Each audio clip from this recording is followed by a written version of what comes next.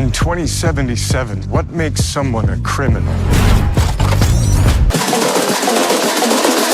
I think the girls with their nails done now.